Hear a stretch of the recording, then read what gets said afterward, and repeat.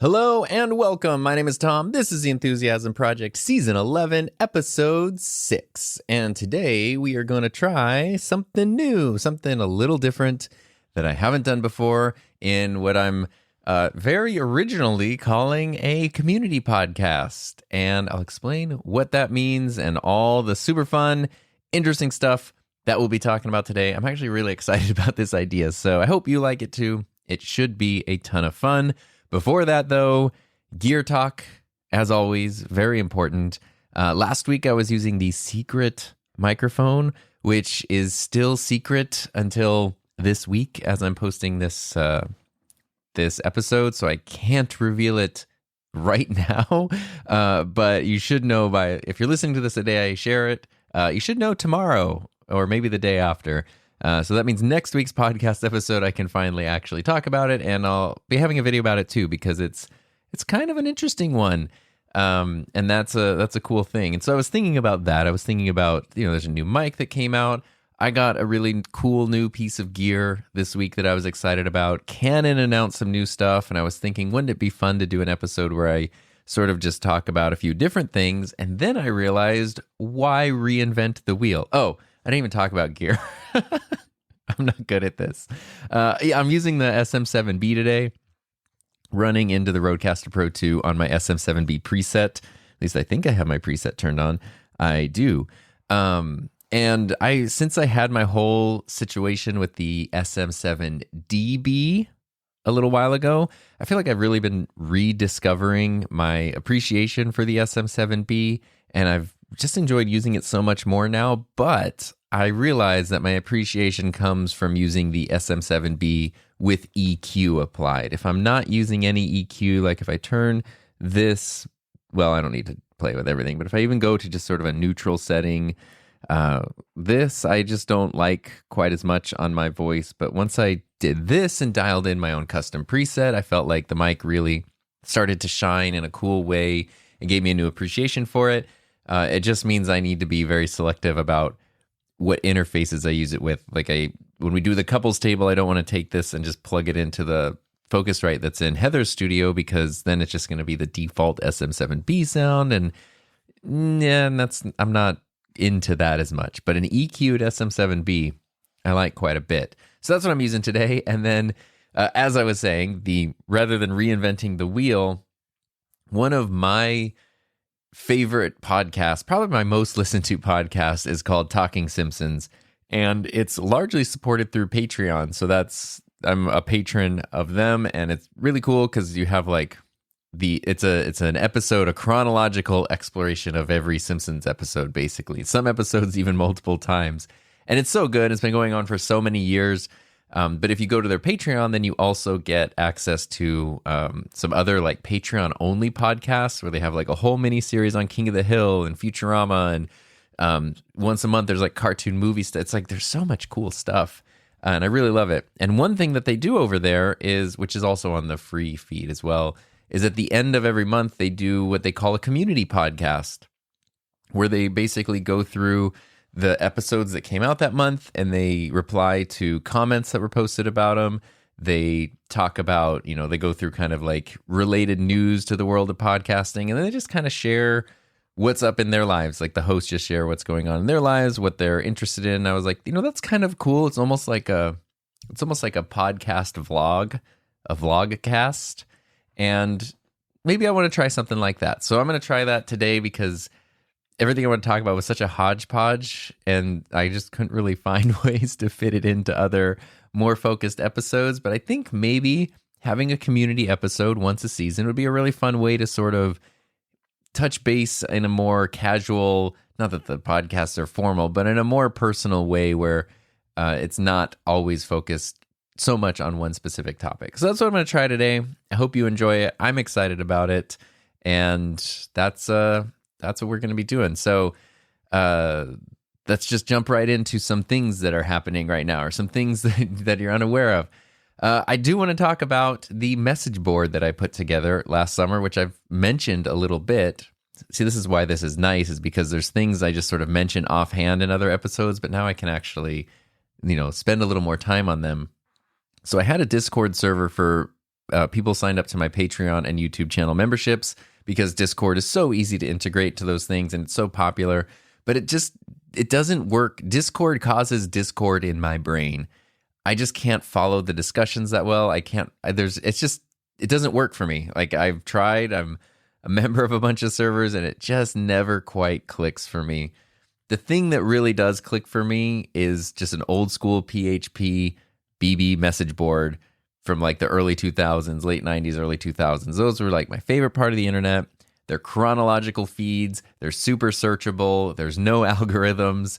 It's just, discussions in order, basically. And they're really, really cool. And so I decided to build one this past summer, which was an absolute pain. It was a really fun project, but I realized why it's so much easier to just create a Discord server. It takes like 20 seconds.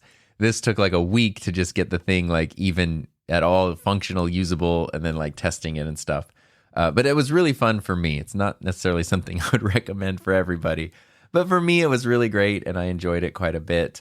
And it's been up and running. I think we're upwards of 50 members, but anyone who's signed up for Patreon or YouTube channel memberships or one of my courses gets access to the message board. And there are like different sections for those things. So, channel supporters have their own section. Each course has its own section.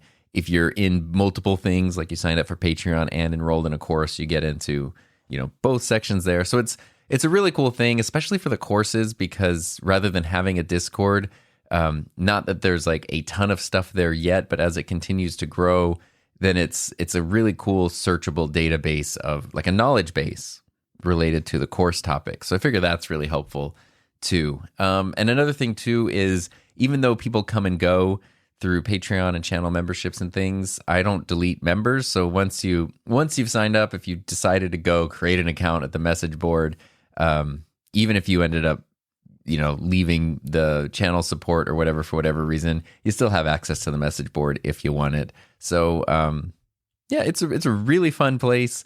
And you can go to himynameistom.com and there's a thing forum right at the top and you can see what it looks like, but it's only available you need a password to register, and you only get that password when you sign up for a course or sign up for channel memberships. But it's super fun. It has been great. But it also has been a really good reminder of like the modern world is just not, people love it. Like the people who have joined have said really great things. And a lot of people feel similar to me where like they miss message boards. And so it's a very specific kind of person who enjoys that. But the way I'm hosting it, my website's hosted on Squarespace. Unfortunately, you can't create a PHP database. You don't have like access to your root file server on Squarespace. It's never really been an issue to me until now.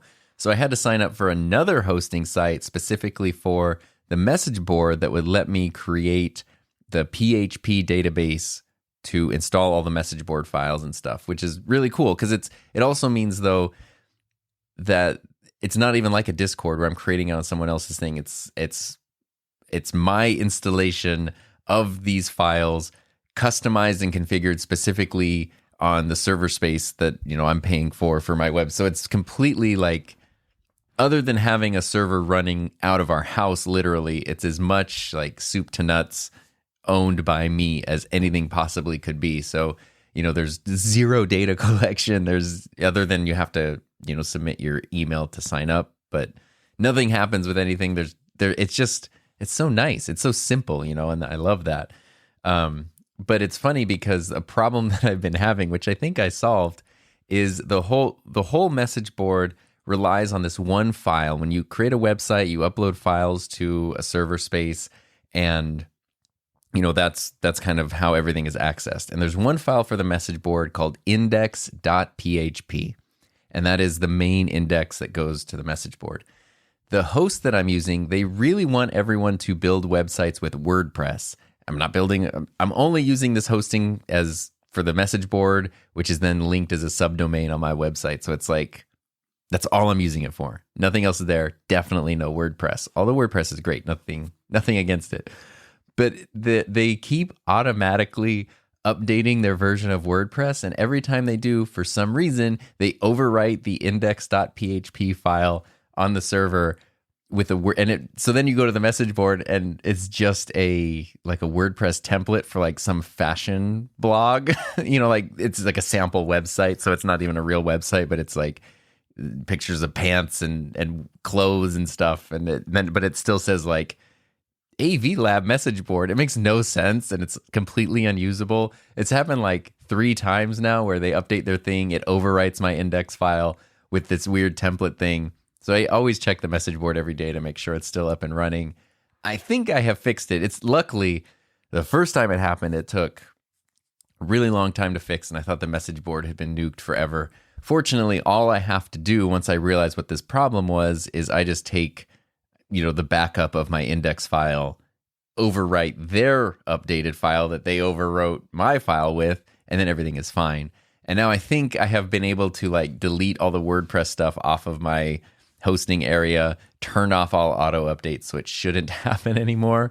But it was definitely scary. But that was just kind of a funny thing. So anyway, the message board is there. That's really cool. As I mentioned earlier in previous episodes, I've been really trying to hone in on like the Patreon / channel membership thing. I just call it channel supporters because to me, it's one and the same. It's just which platform do you prefer?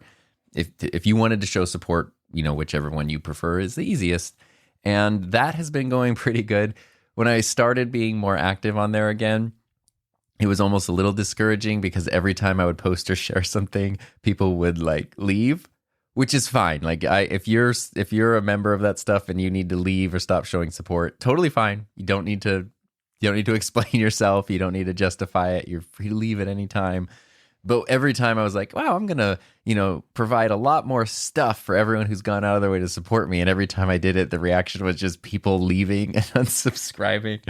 Because I think what happened was people had signed up. They forgot they were signed up. And then when I share stuff, they get a notification that's like, oh, Tom just shared this thing. And they're like, oh, wait, I'm still doing that? Cancel. And I think that purge has happened of people who forgot they were supporting and don't want to anymore. And now it's kind of building up again. It is actually quite helpful. The thing in my mind is I always think, and I honestly don't know if it could ever get to this point, but if it were able to get where like Patreon and YouTube channel members were like a $5,000 a month or more revenue source, which is a lot. Right now, it has grown to the highest it's ever been combined between the two, and it's $600 a month. So not quite 500, but 600 is insane. Like people going out of their way to support stuff that's unreal. And the cool thing about it is, even though it was, sort of a little bit of a pain point when those people would leave and stuff, it's designed to accommodate that because it's not one thing. Many hands make light work. So people can come and go naturally, and it doesn't completely devastate or obliterate something. And it's, I'm going to talk in a minute about some scheduling changes I've made. And it's interesting the freedom that I feel would come with the different approach to running a channel and things that would come with being mostly supported through Patreon and YouTube channel memberships. And even going back to, Talking Simpsons, that's 100% how their podcast is supported. It's 2 people who've been doing it full time for years, along with they have a staff of editors and stuff. And it's like, I'm just one guy. I just want to support one guy here. But also do so in a way where I can afford, like to pay my bills and health insurance and build a savings and, all that kind of stuff as well.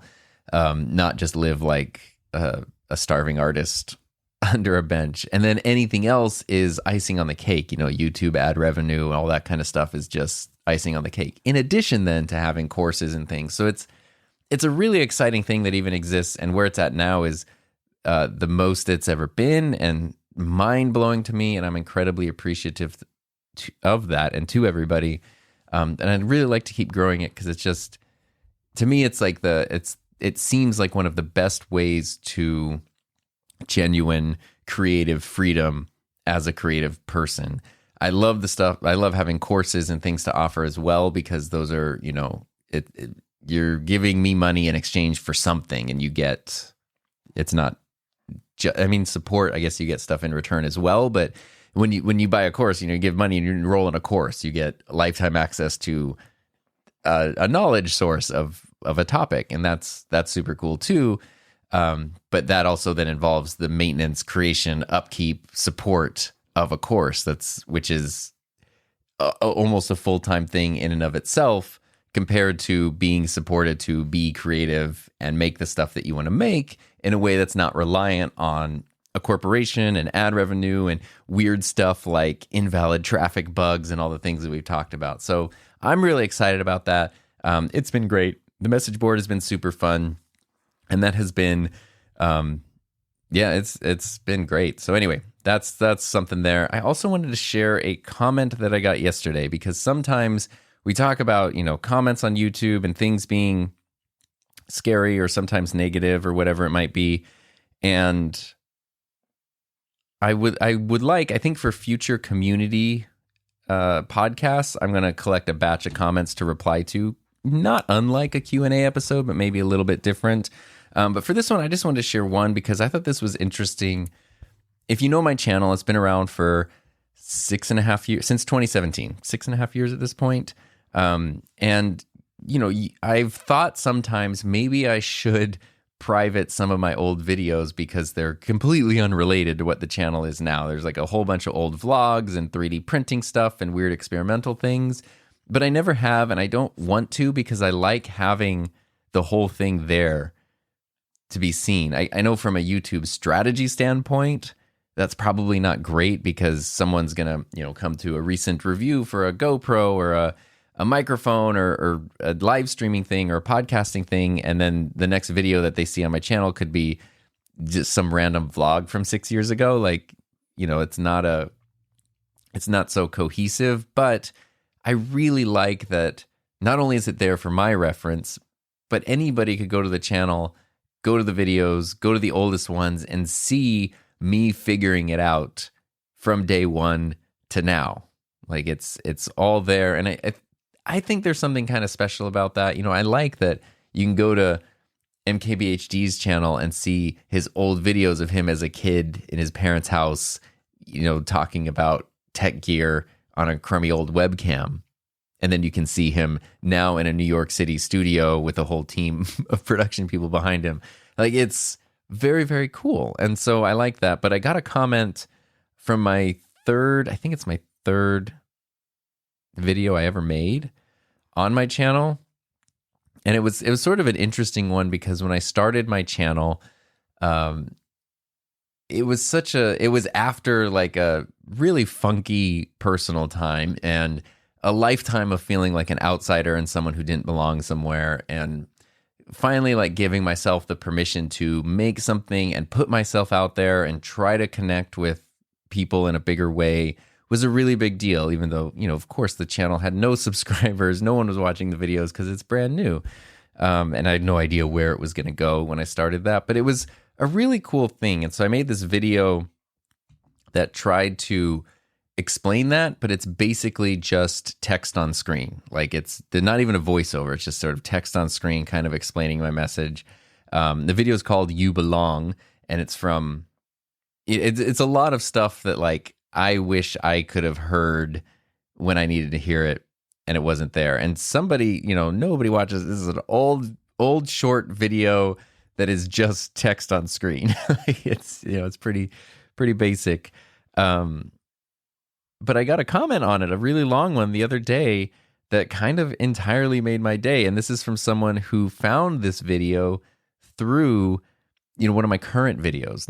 It wasn't randomly recommended to them. And so here's the comment. It says, "The way I got to this video was, I've been deep diving today to resolve a feeling I have of being an unnecessary member of my media production team. Despite having a PhD in media psychology, I feel largely useless, and I had a breakdown about it. So I came inside and decided to distract myself by learning everything I can about our equipment." So this is Tom talking now. This is a person who, despite all kinds of qualifications and experience, they're part of a media production team, and they feel unnecessary, like not a real part of the team. They were really feeling down about it and decided, okay, to try to conquer these feelings, I'm just going to gain even more knowledge and more experience to be more valuable and learn everything we can about our equipment. So then they go on to say, I watched a few videos with reviews, and then I started watching a few others, and I realized I was seeing some Aquabats posters. So, of course, I looked to your bio, which I read thoroughly before coming to the My Obsession with the Aquabats video. That's a video I had made, another like old vlog video I had made, which immediately says to come to this video. To this video, which made me cry again, but for the first time today in a good way. I feel seen and I feel like I'm not alone. And that is definitely what I needed today. So thank you for the deep dive, for the universe, Tom, for being here. You now have a lifelong Alaskan fan. How incredible is that? Like, and that, I mean, I just, there's nothing bigger than that. That is really cool. That's something I made years ago that has not, I mean, I don't know how many views that video even has now, but it's not a lot. And still to this day, right? That's the power of YouTube. To this day is still is still able to provide something valuable to someone, and it just means so much to me. And I think that that's also a cool reminder of keeping this kind of stuff up, because if my channel was just a bunch of product reviews and tutorials, that could be a cool resource, but it's going to be a lot harder for someone to connect with that and to feel something from that. Okay, this video is 6 years old and has 287 views. So it's not my least viewed video on my channel, but it's like, must be one of my top 5, top 10 least viewed videos on the channel. And it can still have that kind of impact on somebody. That is absolutely amazing. And the fact that they also then went out of their way to tell me about it is just completely unreal. So I appreciate that so much. And that just, those are really cool reminders in a world of like, you know, negativity and negative comments and harsh feedback and feeling like you're making stuff that might not even make a difference or be seen anywhere. That I thought was just a really incredible reminder of what's actually, you know, I've sort of a different way of looking at it. That's super cool. Shifting gears a little bit, something that Heather and I have been doing lately is we've been back at the couples table, doing that podcast live every week, and that has been going great, and it's been super fun. Like, speaking of connections, it's been super fun to reconnect with everybody over there. We have been fairly consistent about doing it every Friday at 1 p.m. Pacific Standard Time over on her channel, which is youtube.com/HeatherJustCreate. But one of the things, especially me, going back into it, I didn't want a thing on my calendar that would end up taking over, even though it's something we want to prioritize, even though I wanted the freedom. If we needed to miss a day, it wasn't going to like cause a bunch of stress. If we needed to do something on a different day, it's no big deal. The problem with that is it's a live stream and people like joining, and so they miss out on the live stream a little bit. So one of the things that Heather did was we put together a mailing list that is only used for updates for the couples table. And that has been incredibly helpful, because you don't get any spam, you don't get anything like that. Basically, you're just sort of added into this small group of people who want to have access to info about the couples table. And all you do is every week you just get a notification to like, hey, this is when this episode's going to go live. That's pretty cool. And that's pretty much it. So, if you want to join that mailing list, the easiest way to do it is to go to heatherjustcreate.com/podcast, heatherjustcreate.com/podcast, and you can sign up there. And all it's going to be is probably about once a week, usually at least 24 hours in advance. You just get an email that says like, hey, couples table, you know, this time, this date, here's a link. See you there. It's very basic, but it's been helpful, and people have said they appreciate it. So if you want to join in on that live stream and not miss it, which has been weekly for a while, that's a cool way to do that. Now, another thing,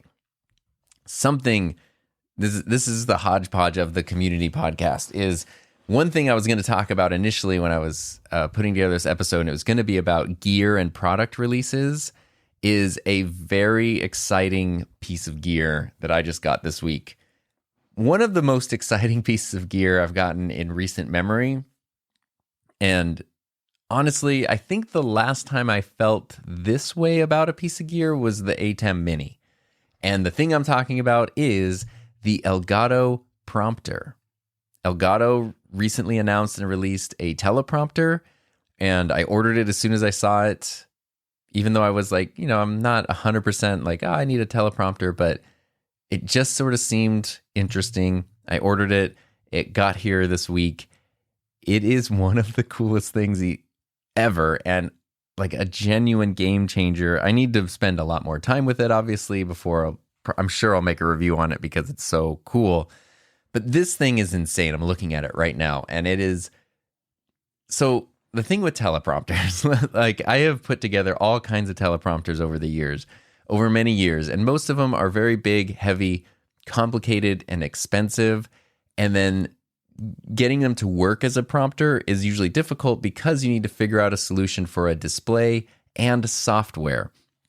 So it's not just even having this thing that like you can put your camera in that is essentially like a one-way mirror, and you can see a script or whatever on the screen, and the camera can see you, and it looks like you're looking into the camera while you're reading something or looking at something else.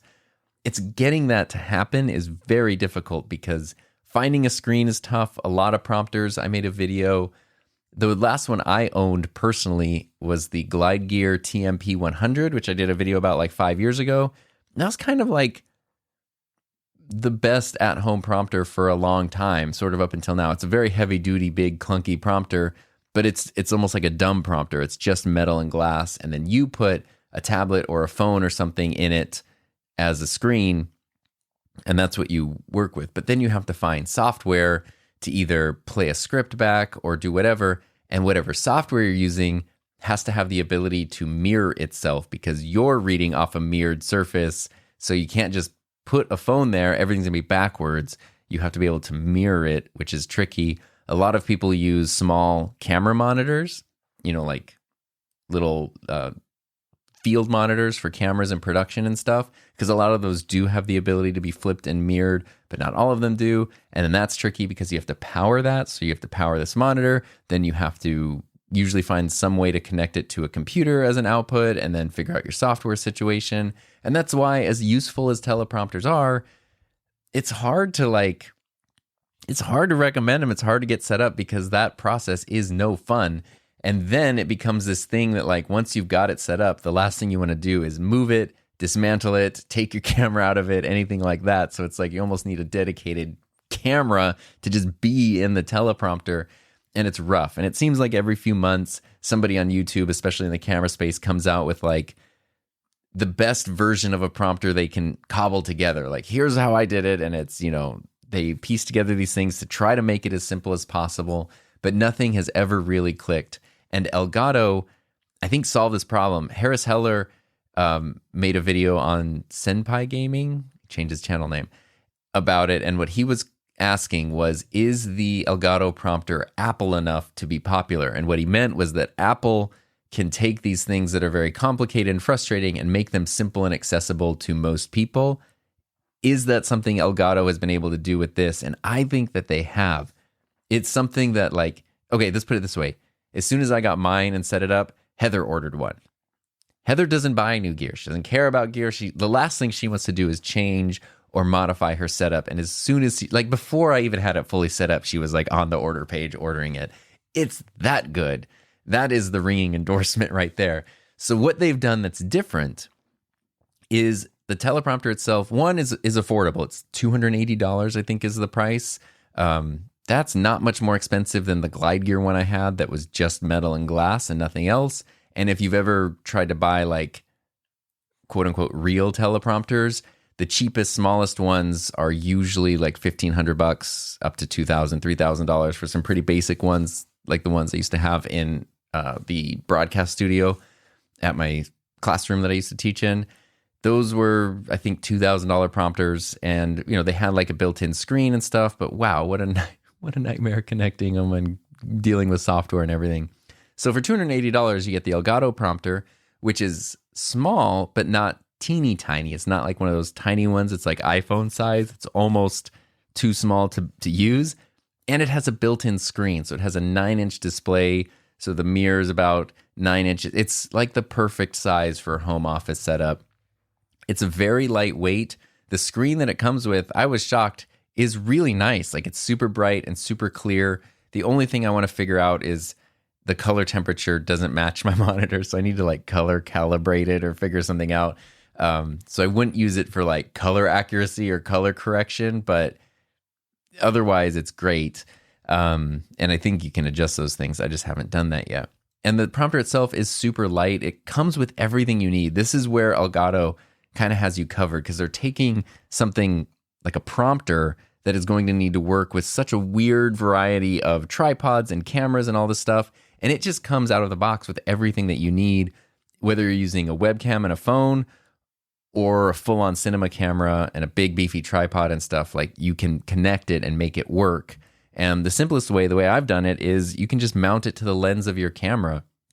Because if you have a camera with interchangeable lenses, it comes with every size step-up ring that you can need. It comes with like this cardboard book of step-up rings, and you just put that on your lens, and then the prompter kind of slides over the metal ring, and that's it. And I was worried that it's going to put too much pressure on like the mount of the camera, but it doesn't seem like it. I don't really think it's any more pressure than like some of the compact matte boxes and things that people put on cameras. So that's how I've done it on my FX3, because I also have my mic mounted to my tripod, and so I needed to make sure that I could still have that going around the prompter without getting in the way.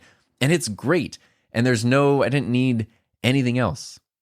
It's perfect. Even my 24 millimeter lens doesn't show the prompter or anything. It doesn't negatively affect the image quality. Like there's some prompter I was using at one point really did change. It was almost like having an ND filter or something over your lens. This, you can't even tell that it's there, and then it works. And here is, aside from being affordable and small and lightweight and having a built-in screen, the last two great things: it requires one cable. It comes with a USB-C cable, or you can use another one, and that's it. That's what connects to your computer. That's what provides it power, and that's what also lets it act as a secondary or a tertiary display for your computer. One USB-C cable, because it uses this stuff called, what's it called? It's Display Link. I think that's what Display Link. So what that means is it's able to act as an external display through USB. You don't need HDMI or DisplayPort or anything. So even in a computer, like some of the Apple M1 computers that say they can't support more than one external monitor, this doesn't even count as an external monitor, and you can use it, and it works great. So it's basically just a tiny display. It's a 9-inch display that gets added to your computer right out of the box without you doing anything.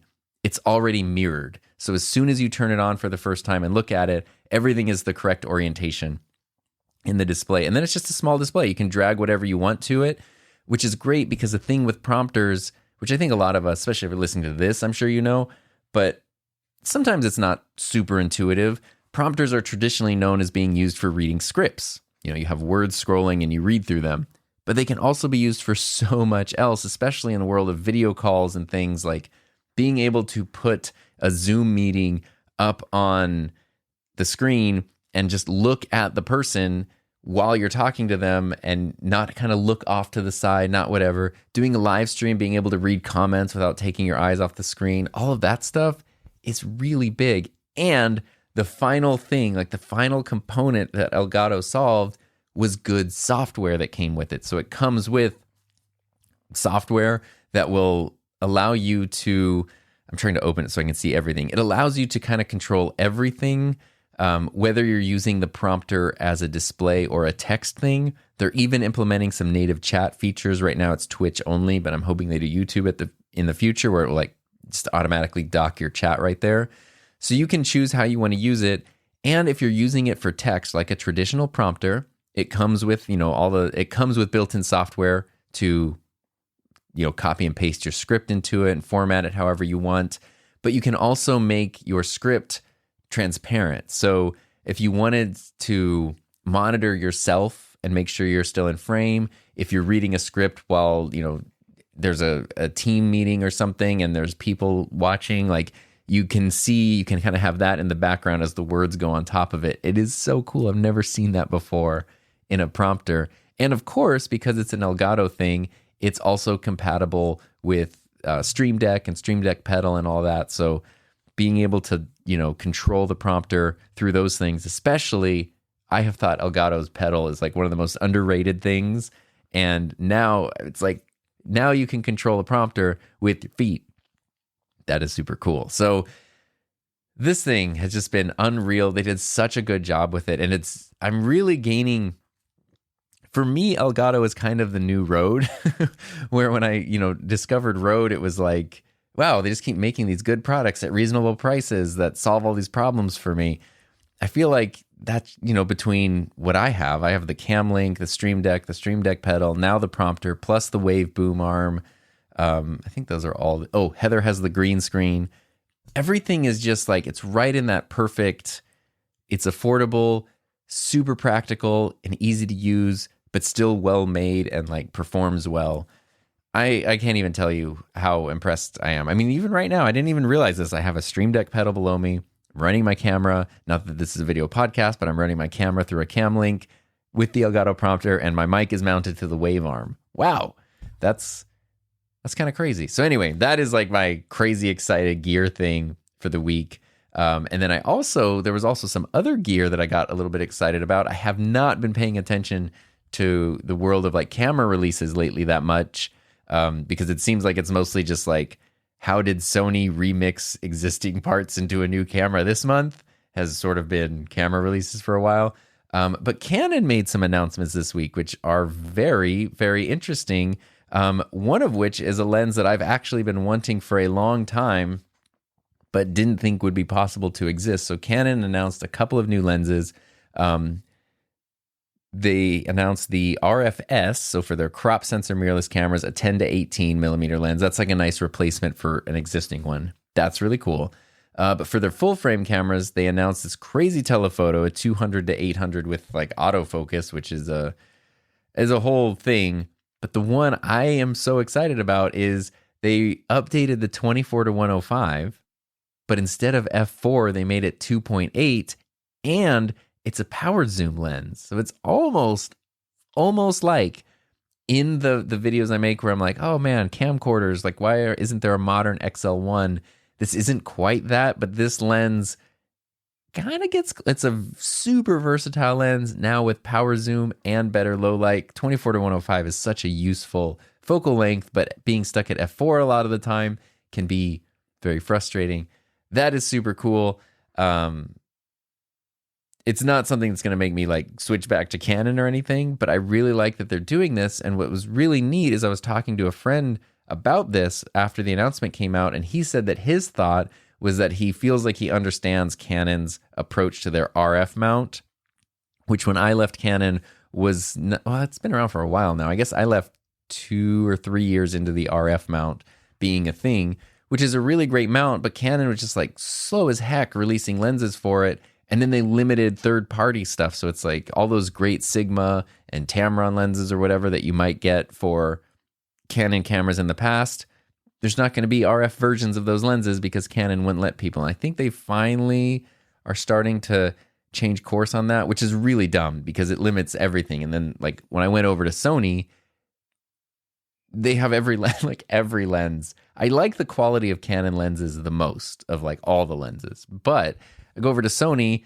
Sony themselves have every lens, and the E-mount, every lens works on every camera, whether it's crop sensor or full frame. Then you have all of the Sigma lenses. Then you have all of the Tamron lenses, which the Tamron lenses and the Sony lenses, they sort of complement each other in an interesting way because they're usually not duplicate focal lengths and specs. So it's like my Tamron, what is it? My Tamron 20 to 40 f2.8. It's my favorite all-around vlogging lens. It's so good. It's so lightweight, super silent autofocus, super great image quality, f2.8 lens.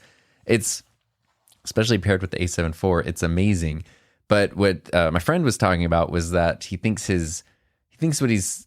what Canon seems to be doing with the RF mount is rather than just updating all of the existing lenses to RF versions, they're starting to take their time and push out sort of these weirder lenses that are doing something new and a little bit different with it. And I think that is really exciting. I think that's really exciting if you're a Canon user, because you finally have access to some really cool lenses for a pretty penny. And I think that's exciting for everybody else, because it's hard not to think that other companies and other manufacturers are going to want to sort of like jump in on this to stay competitive, I hope. So it seems like, Canon is hitting a stride with their mirrorless systems lately. Took them long enough, but that's a really exciting thing. And they also did a bunch of firmware updates, which is really, really cool. So I thought that was a really exciting bit of what am I talking about? Gear update. That's what I'm talking about. The last bit of like YouTube camera related news stuff that I wanted to go over today is a change to my YouTube schedule, kind of a follow-up to an episode I did a while ago where I was explaining that I'm changing my entire YouTube strategy, and for the first time, not uploading on a weekly schedule. So I've done that for a few months now, and I hate it. I do not like it at all. I'm not saying it's bad. So if you do that, it's not like you're doing anything wrong. For me, it doesn't work. This is where I was thinking like, okay, if say there was a situation where I was independently wealthy, or money from Patreon or whatever was stable and significant enough that the direct performance of my channel wasn't such a factor in like, can we pay bills and survive? Maybe I would stick with that. And if I was essentially at a point where I could like happily, not because of something went wrong, but I could choose like, I'll never post on my channel again, and that would be fine. So anything is a bonus, that kind of a thing. Like, it absolutely does not matter. Then I might feel comfortable with the posting whenever situation, which is kind of how my second channel works. Like, I'll post 3 times a week and then nothing for 4 months. Like, it's just kind of when I can and I want to, then I do. And that actually feels great. For my main channel, which is my job, switching things to posting kind of whenever a video is ready, it didn't really have an impact on the channel's performance. Like, it still seems like it grew at the same rate. There was the invalid traffic issue. That was a separate thing. But otherwise, like, it really didn't seem like it changed anything. Because I was still uploading videos. I've not gone like a month or 2 or anything without a video. I don't know what that would do. But this didn't really change anything. It did let me create some videos that I could not have done within a week. Some of my favorite videos ever, like the XL1 video and the phone versus camera comparison video. I think those are some of my favorite videos I've ever made that I could never have done if I was trying to do things within a week. But something I learned the importance of staying true and just accepting your own personality. Because, I have friends who will, with very successful channels, who will say like, yeah, the worst thing you can do is have a set schedule. Like, don't do that. And I'm realizing that's not YouTube advice. That's what works for them and like their personalities. And they're so much different than my personality needs structure. And so even though I'm still making videos that I loved, even though the channel was still doing fine, that lack of structure and lack of like purpose in a way was creating so much stress and anxiety in a way that I really didn't. The last time this happened was a number of years ago when I tried to do the same thing, like not have an upload schedule. It really, my brain doesn't work that way. It becomes very unpleasant. I start getting physically sick. It's not good. And now that this is my full-time job, it's like, imagine, waking up in the morning and not being sure what your work schedule is going to be, what your responsibilities are going to be, what you need to accomplish that day it's just too much uncertainty and too much ambiguity for me to function in. I realized how much structure and purpose drive me. But I also know that the reason I wanted to try this thing in the first place was because the weekly schedule had reached a point where it was becoming limiting. So starting this month in November, I've worked on a different strategy and I feel a lot better about it. It's sort of a hybrid between the two. So I did one end of the spectrum, the other end of the spectrum, and now let's cherry pick the best things, smush them together in the middle. So what I'm trying, starting this month, is organized chaos, which basically is what I want to do is the first 2 weeks of every month, the first 2 Thursdays, publish a video just like normal, like I always used to. So the first 2 Thursdays of every month, 5:15 a.m. Pacific time, video scheduled. Hopefully, as time goes on, I'll even have them, ready in advance, just like I used to. And that makes me feel like, it just makes me feel good. Like my boxes are checked, everything's in order, the channel's taken care of, the thing I care so much about and have built over so many years is being taken care of. The second half of the month is I just need to publish a video. It can be one video, it could be 10 videos, just at least one video at some point in the second half of the month. Doesn't have to be on a Thursday, doesn't have to be whatever. This isn't like I'm not putting this very complicated schedule on my channel banner or anything. It's just a thing that I'm doing. And that way it still opens up that window to, spend more time with things, maybe even take a break to recharge if I want, focus on some other projects. Maybe there's even outside stuff like a client project or something that I want to work on that's not YouTube related. It would allow for more time like that. And so I have put together a giant physical calendar on a big whiteboard that I've had on my wall forever. And every day this month is just marked out on like what it needs to be, when something needs to be published, when something needs to be filmed.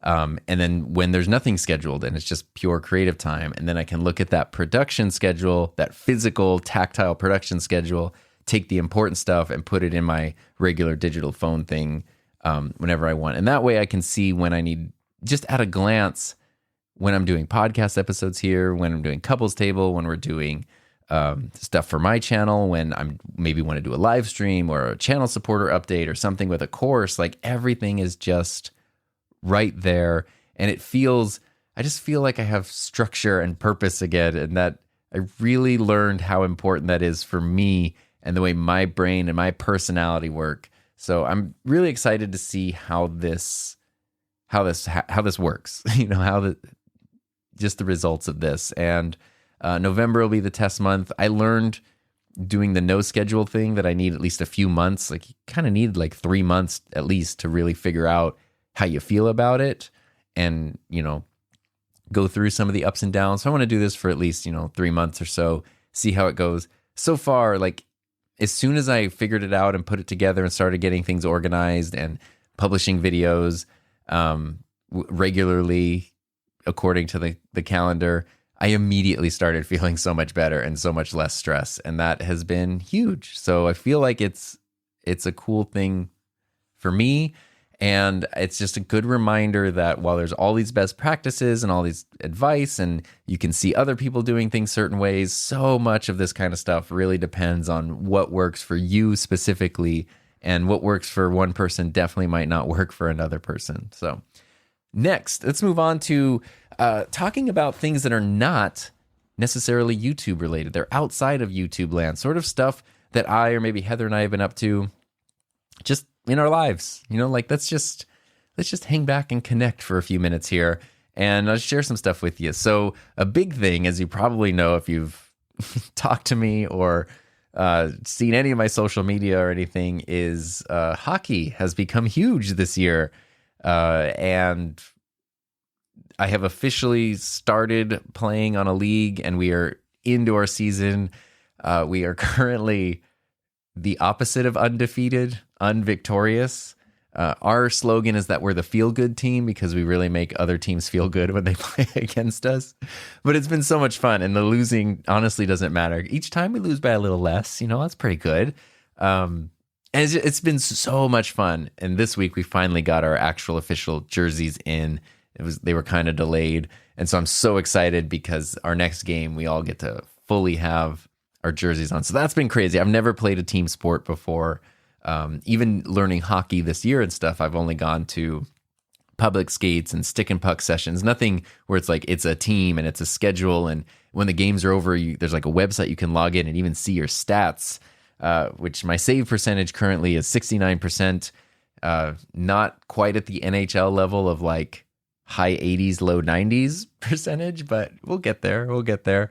It's just been so much fun though. Like I honestly can't even tell you, because not even just playing the games, but learning the position. Like I finally have, as somebody who loves gear camera gear and all this stuff. Goalie gear is the most overwhelming amount of gear that I have ever dealt with because there are so many pieces to it, way more than even a regular hockey player's thing, and there's no overlap. So it's not like you can't, if you're a hockey player and you have that set up, all your pads and stuff, and you want to try goalie, none of them are the same. You have to get entirely new everything, and it's very expensive. So I've now been spending months like piecing together a setup. Initially, a lot of used things, and I've been replacing the used stuff as like some of it is just disgusting and old, and some of it like I kind of understand what I need versus this random used thing I found. So I now have a full non-used setup, which is great, and everything starting to feel like it's dialed in for me and my size and my playing style and all that. So that has been really fun. And then practicing, like getting not clearly, as the numbers show, not good, but getting better. Not as terrible as I used to be, even though it's only going on month 4 of learning this specific position. It's really cool. I'm trying to get as much. My goal this season, our hockey season runs through March, is really to use it as much of like a developmental training time as possible, like every game, but also every, still taking some learn to play classes.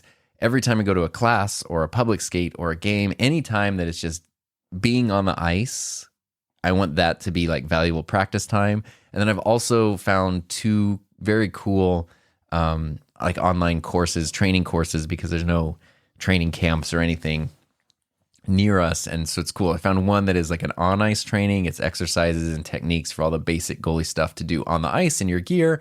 And another one that's off ice training, which is almost like gym workouts and stuff for specific things, which is so cool as someone who's not been a sports person or an athletic person or anything to try that stuff, to see improvements, to see like, oh, look, I am more flexible, more capable. This thing that used to hurt doesn't hurt anymore, that kind of stuff.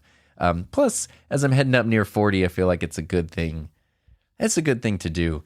And then, oh my God, the world of hockey bags. As someone who's obsessed with camera bags, this has driven me insane. The good part is that hockey bags, even the expensive ones, compared to camera bags, are cheap. So when I started learning how to do basic hockey player stuff, I got what I think is the best one. It's from a brand called Pacific Rink. The bags are so nice. They're super organized. They're kind of like camera bags. Most hockey bags are sort of big body bags that you just pile all your crap in and they get stinky and weird. These bags are really well made. They're super organized. It's really nice.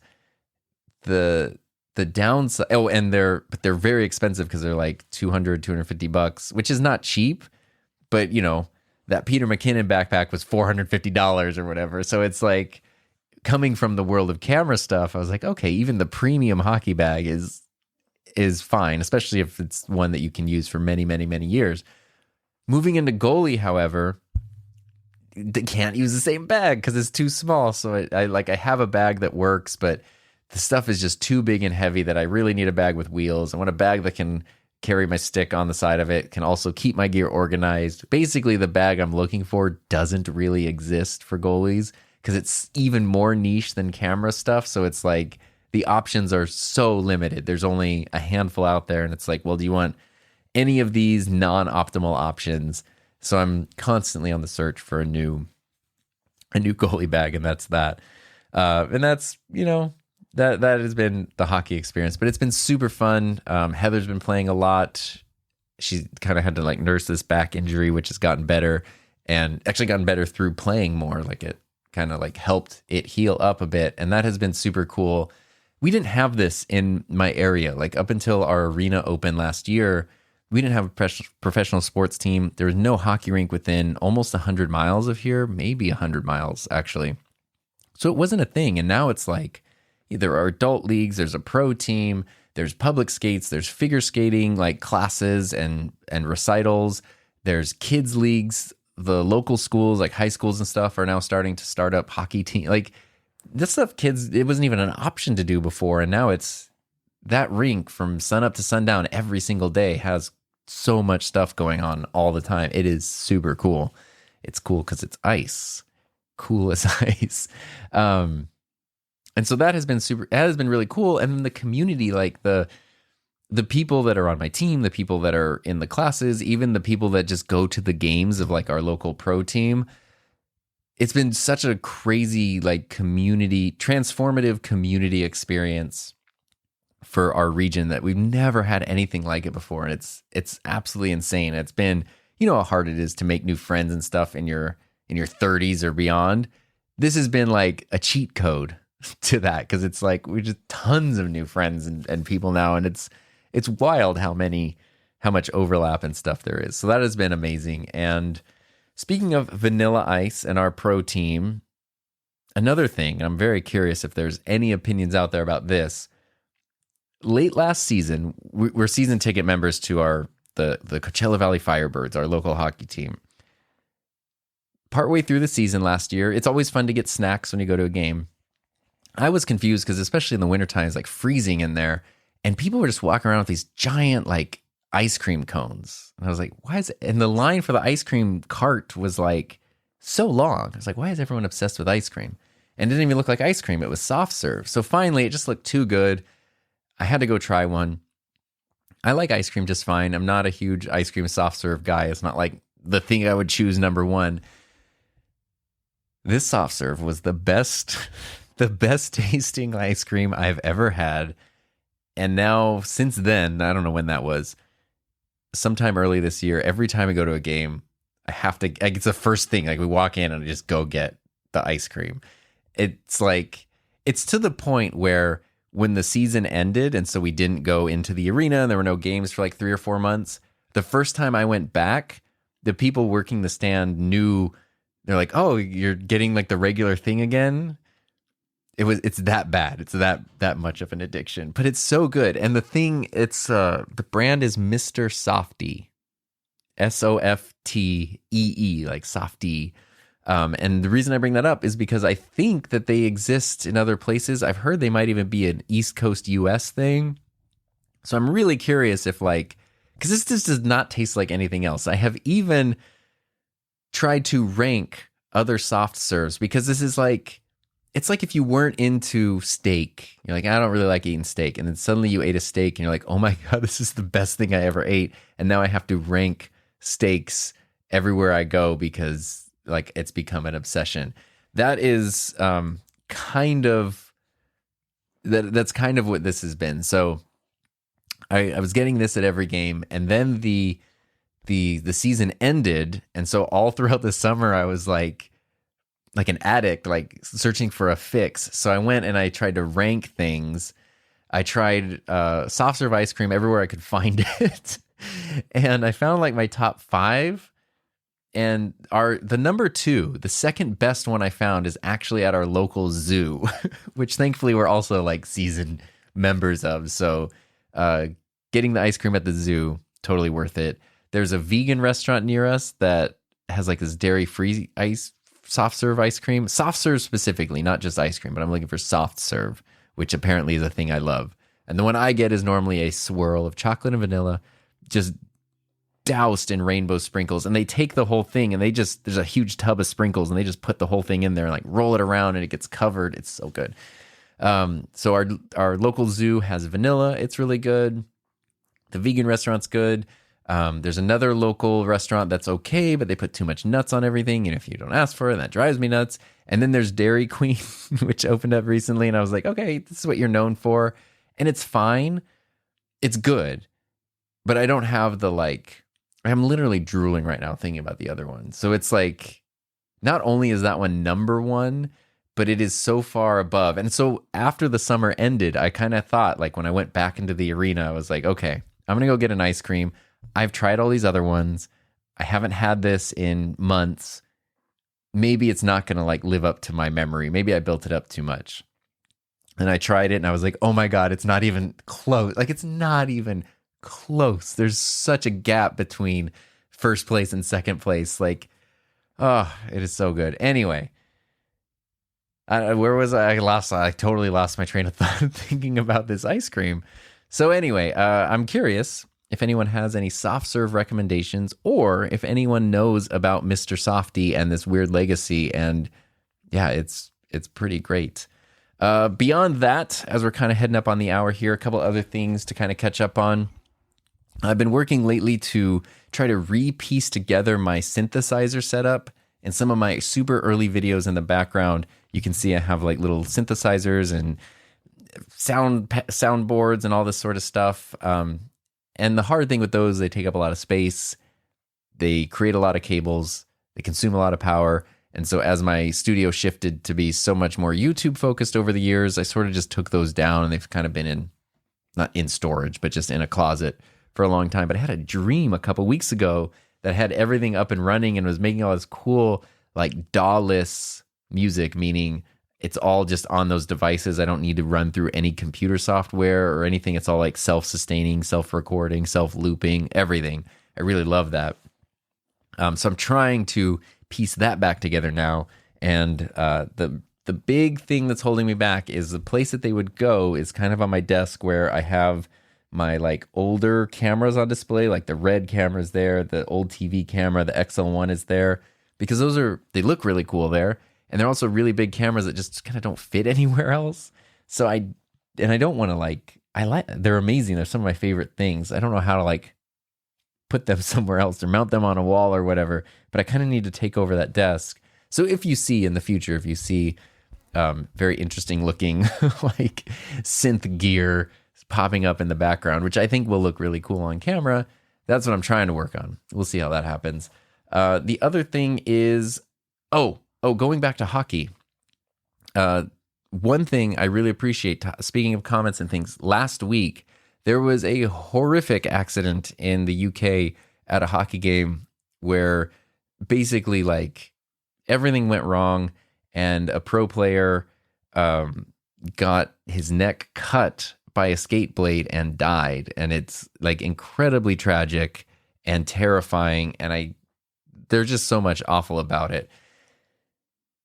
What I do appreciate is how many people, knowing that I and Heather have been interested in hockey, have been sending us messages about making sure that we're wearing the proper like protective pads and neck protectors and all that kind of stuff. And it has been crazy. If you try to buy a neck protector now, they're like sold out everywhere.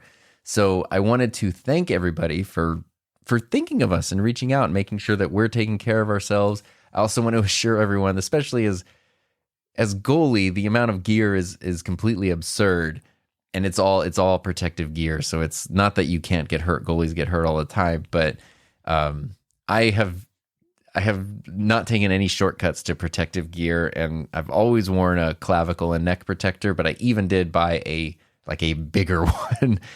So that should be good. And Heather's everything is sold out, but she has, I think it's pre-ordered or back-ordered or whatever, a player neck protector, which is really cool. And especially like, I mean, anybody, even at the pro level, like you should take care of yourself, but it's like, we're not at the pro level. Like, this is recreational. We want to stay happy and healthy. We don't want to get hurt, even though our leagues are all non-checking, no contact, accidents happen. One of my favorite things about playing goalie is just being able to see the whole ice from my point of view and just see everyone wipe out for no reason all the time. Like, there's a whole bunch of people in one corner going after the puck, and then someone who's just on the other corner just completely wipes out and does a barrel roll for like no reason.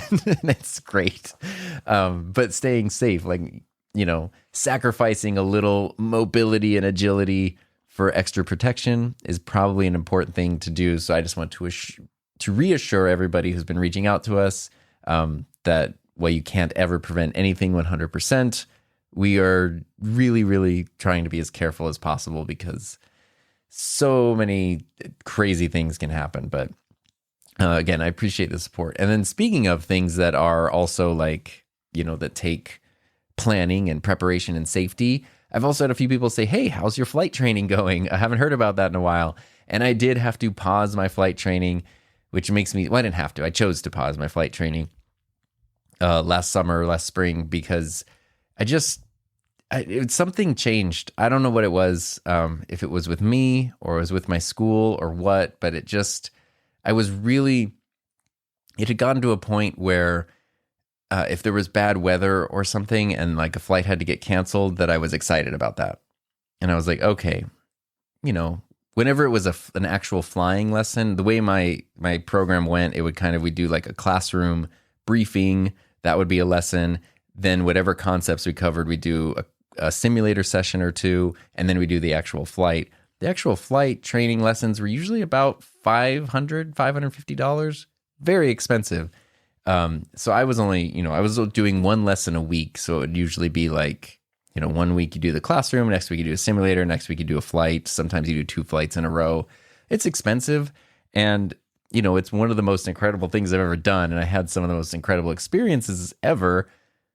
But it's also, I was spending a ton of money on something that I was just starting to feel that was more of an obligation. And I think a big part of it, which I didn't really want to admit to myself, was I really love my flight school and my flight instructors.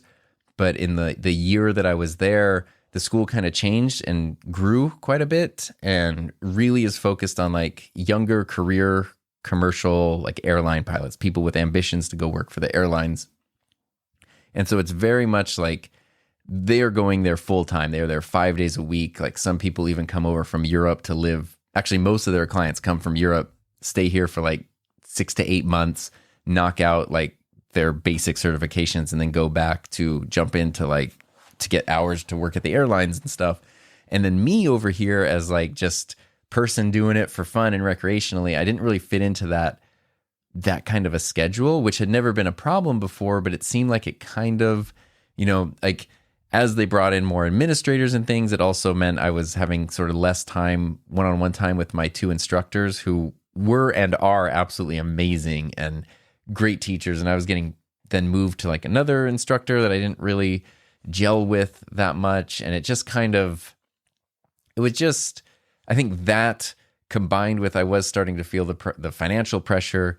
And then I was, I was able to get over a fear of flying that I had doing this, which is great because you understand how planes work and understand all the procedures and safety precautions that are in order. But it was also, it was hard for me to get past the idea that, I don't know, that I could make a mistake that could injure or kill many people. And I just kind of got up in my head about it and wanted to just kind of pause it a bit. And that was also at the time where it's like, oh, we're getting really into hockey. Okay, it's expensive too, but it's a heck of a lot cheaper than flight lessons. And even though there's still a chance for injury and risk, it's kind of me. Like I'm putting myself in jeopardy in my own choice, but I'm not, for the most part, responsible for anybody else's thing. It's fun. It's recreation.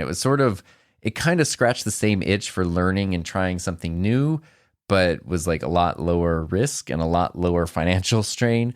So I just decided to pause the training. The reason I say pause is because what's really cool about flight training is the hours you have never expire. So you have your logbook with all your hours. And even if years go by and I wanted to jump into another flight school or even go back to this one, I could.